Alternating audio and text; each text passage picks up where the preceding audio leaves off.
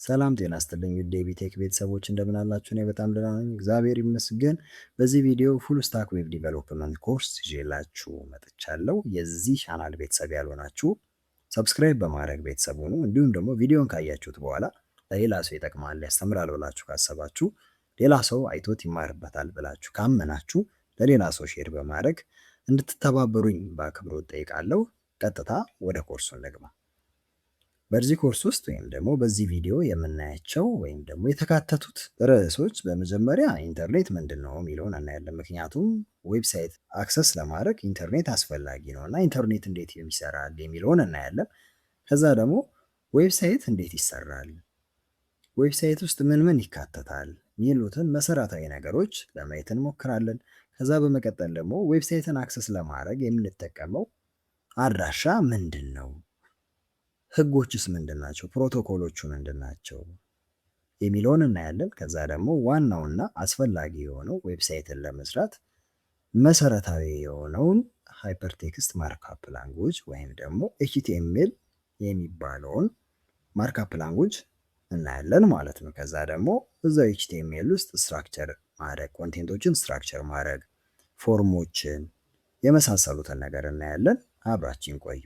ስለዚህ ከመጀመሪያ ከኢንተርኔት እንጀምራለን ማለት ነው። ኢንተርኔት መች ተጀመረ፣ ኢንተርኔትስ ምንድን ነው የሚለውን ነገር እናያለን። ኢንተርኔት የተጀመረው በ1960ዎቹ ሰከንድ በአሜሪካ ውስጥ በወታደር ቢሮዎች ውስጥ ነው።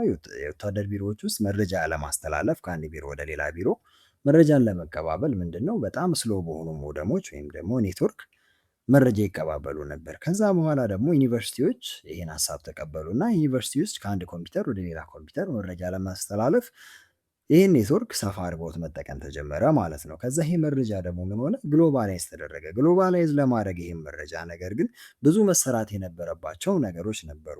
ከነዛ ውስጥ መካከል አሁን ለምሳሌ የተለያዩ የኮምፒውተር አምራች ድርጅቶች አሉ። ከአንድ ኮምፒውተር አምራች ወደ ሌላ አሁን ለምሳሌ ከማይክሮሶፍት ወይም ደግሞ ከዊንዶ ላፕቶፕ ወደ አይኦኤስ ተጠቃሚ ዲቫይሶች ወይም ደግሞ አፕል ላፕቶፖች ብልጉ የተለያዩ ኦርጋናይዜሽን ኤንድ አርኪቴክቸር ያላቸው ዲቫይሶች ናቸው። ነገር ግን መግባባት መቻል አለባቸው አይደለ? እነዚህ መግባባት እንዲችሉ የተለያዩ ህጎችና ፕሮቶኮሎች ተሰሩ።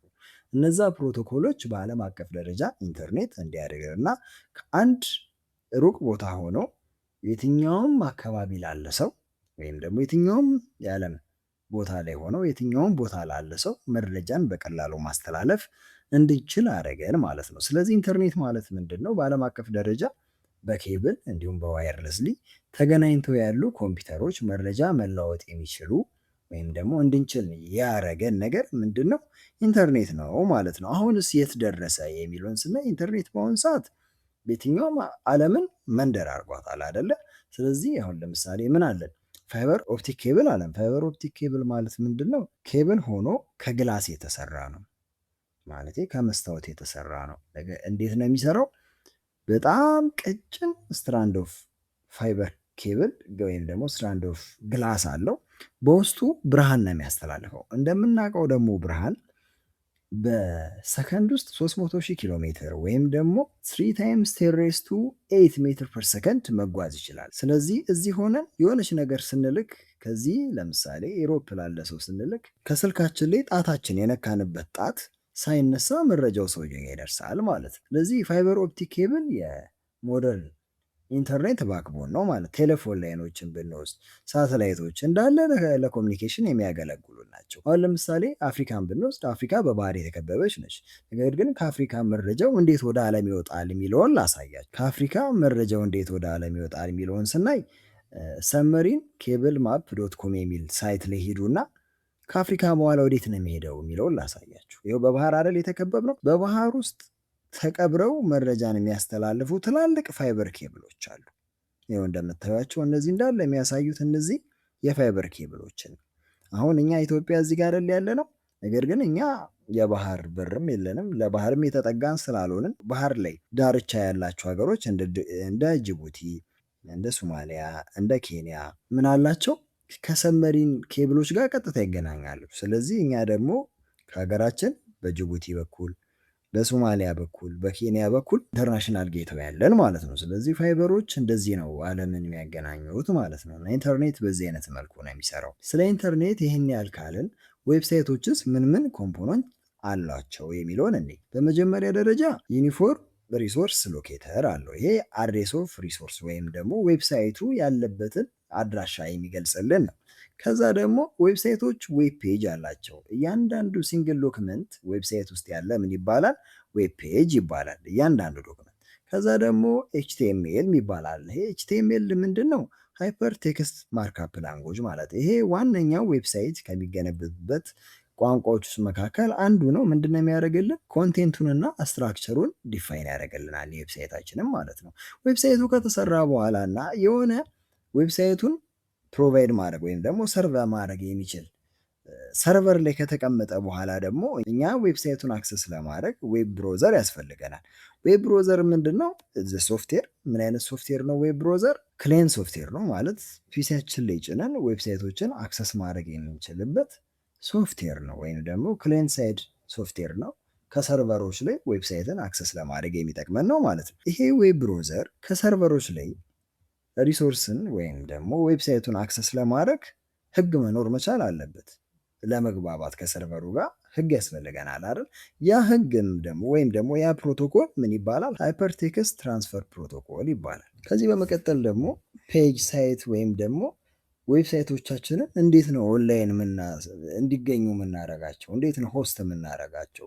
ሆስቲንግ ማለት ዌብሳይቱን የሆነ ቦታ ላይ ማስቀመጥ ወይም ደግሞ ዌብሳይቱን ለሰዎች አክሰሰብል እንዲሆን ከተለያየ ቦታ አክሰሰብል እንዲሆን ማስቻል ማለት ነው ሆስቲንግ ማለት። ስለዚህ የመጀመሪያው አሁን ለምሳሌ www.com ሲባል ትሰማላችሁ። www ምን ማለት ነው? www ማለት is a collection of interconnected documents and other resources linked by hyperlink ይለናል። ማለት የተገናኙ ዶክመንቶች ስለ አንድ መረጃ ሊሆን ይችላል፣ ስለተለያየ መረጃ ሊሆን ይችላል። ነገር ግን የተገናኙ ወይም ደግሞ አንዱን ዶክመንት ክሊክ ስናደርግ ሌላ ዶክመንት መክፈት የሚችሉ በዓለም አቀፍ ደረጃ ኢንተርኔት ላይ የሚገኙ ዶክመንቶች እንዳለ www በሚባል ወይም ደግሞ ወርልድ ዋይድ ዌብ በሚባል ስም ይታወቃሉ።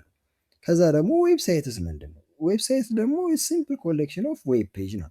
ዌብ ፔጅ ማለት ደግሞ ዌብሳይት ውስጥ ያሉ ሲንግል ዶክመንቶች ናቸው። ስለዚህ እኔና እናንተ ዌብሳይቶቻችንን ወይም ደግሞ ዌብሳይታችንን ሰራን እንበል።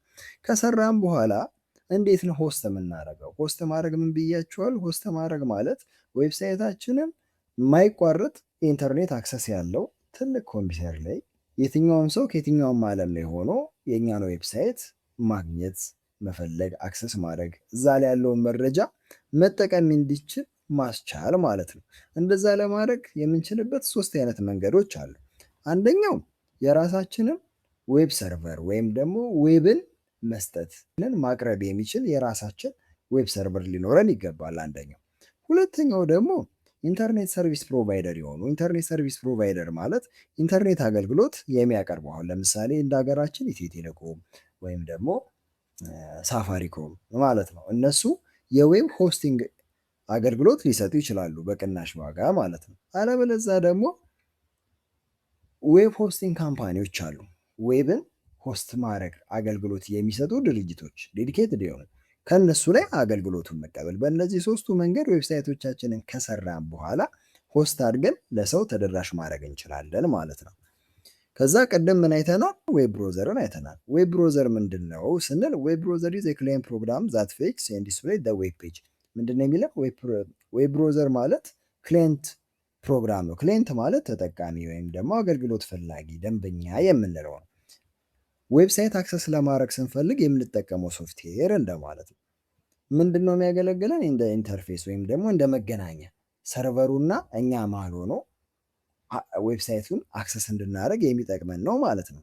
የተለያየ አገልግሎት አሉት። አሁን ለምሳሌ ኢሜይል ለመላክ፣ ኢሜይል ለመቀበል፣ ዜናዎችን ለማንበብ፣ የተለያዩ ነገሮችን ኢንተርኔት ላይ ለመፈለግ ያገለግለናል ማለት ነው። የታወቁ አሁን ለምሳሌ ዌል ኖን የሆኑ የኢንተርኔት ብሮዘሮች አሉ፣ ወይም ደግሞ ዌብ ብሮዘሮች አሉ። ለምሳሌ ጉግል ክሮም፣ ኢንተርኔት ኤክስፕሎረር፣ ፋየርፎክስ፣ ሳፋሪ እያንዳንዱ ምን ማድረግ ይችላሉ? ኤችቲኤምኤል የተባለውን ዌብሳይት መገቢያን ማርክአፕ ላንጉጅ ማንበብ ይችላሉ። ካነበቡ በኋላ ደግሞ ዲስፕሌይ ማድረግ ይችላሉ ማለት ነው። ይህን እንዳለ ካለም በኋላ የዌብሳይት አርኪቴክቸሩ ምን ይመስላል?